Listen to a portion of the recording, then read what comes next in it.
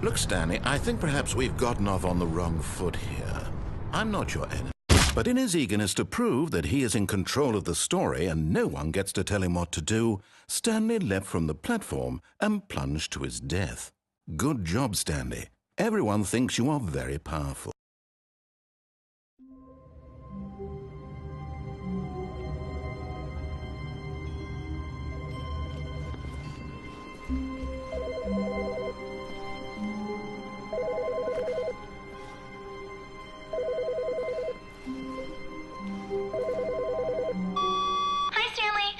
Just wanted to leave you a message to let you know there's a few things I need you to pick up on your way home from work today. We need milk, cereal, dish soap, spaghetti, get a thing of sugar, some bread, and coffee beans, whichever ones you like. I'll give you a call if there's anything I forgot. Thanks, sweetie. See you tonight.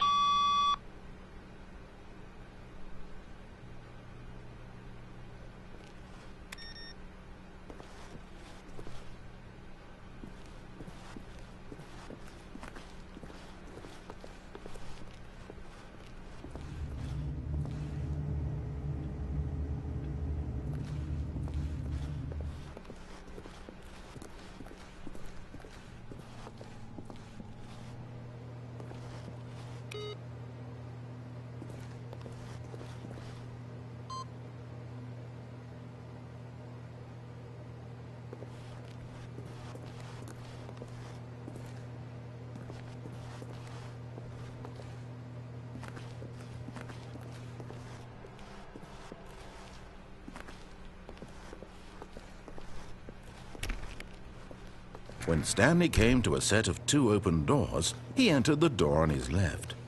This was not the correct way to the meeting room, and Stanley knew it perfectly well. Perhaps he wanted to stop by the employee lounge first, just to admire it.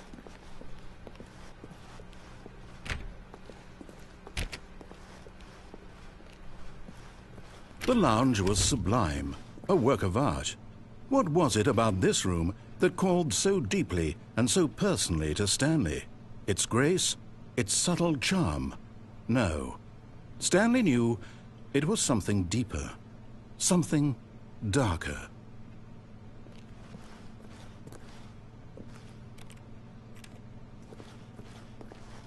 Yes, really worth it being here in the room. A room, but eager to get back to business, Stanley took the first open door on his left.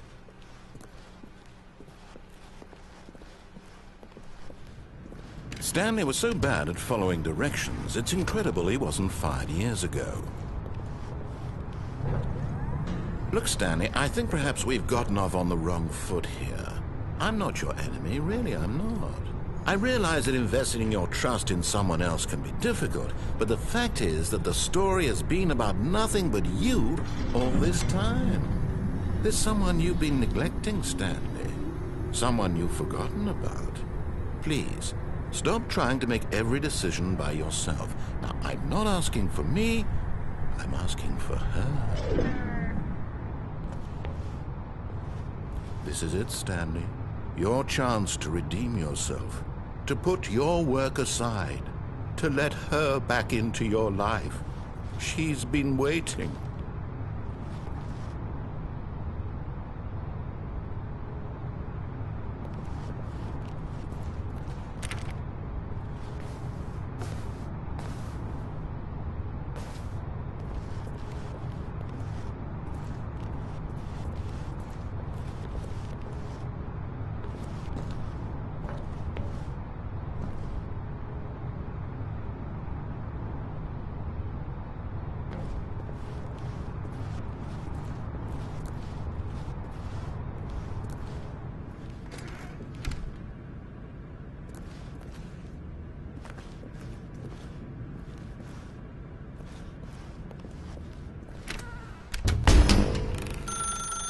That's her, Stanley. You need to be the one to do this, to reach out to her. If you can truly place your faith in another, then pick up the phone.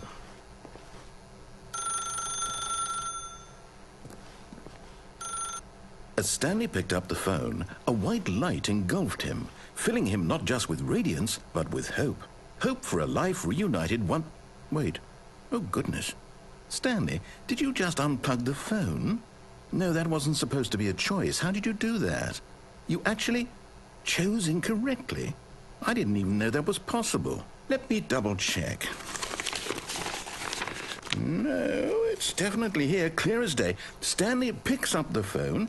He's taken to his apartment where he finds his wife, and the two pledge themselves to one another. Music comes in, fade to white, roll credits.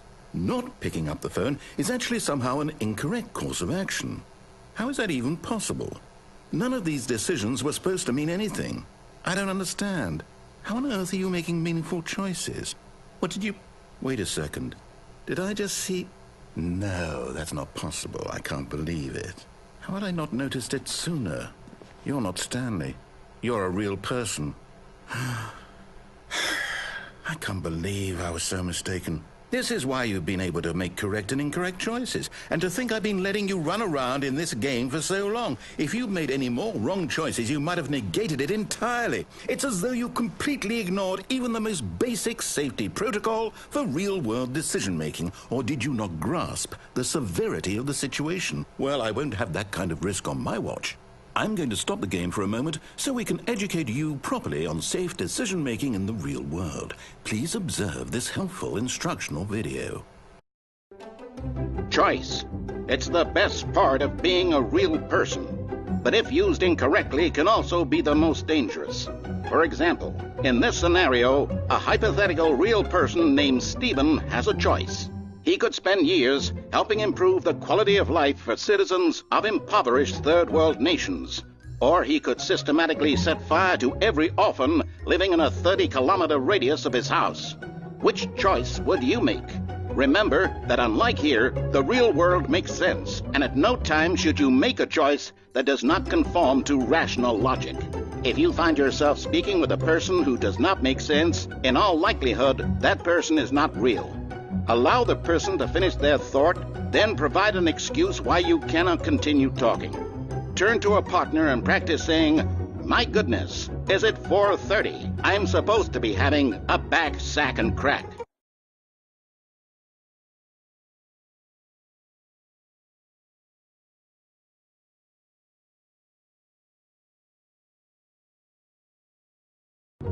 Excellent. Making choices on a regular basis is the best part to a healthy decision-making process.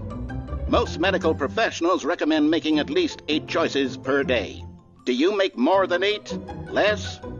And finally, if you begin to wonder if your choices are actually meaningful and whether you'll ever make a significant contribution to the world, just remember that in the vast infiniteness of space, your thoughts and problems are materially insignificant, and the feeling should subside. At this time, your instructor will guide you in an exercise to test and reinforce the material covered in this video. Welcome back. You may have noticed that this room has begun to deteriorate as a result of narrative contradiction. But not to worry. Now that you're properly informed on good decision-making, we're going to revisit a choice you made just a few minutes ago and see what the correct thing to do would have been. This way, please.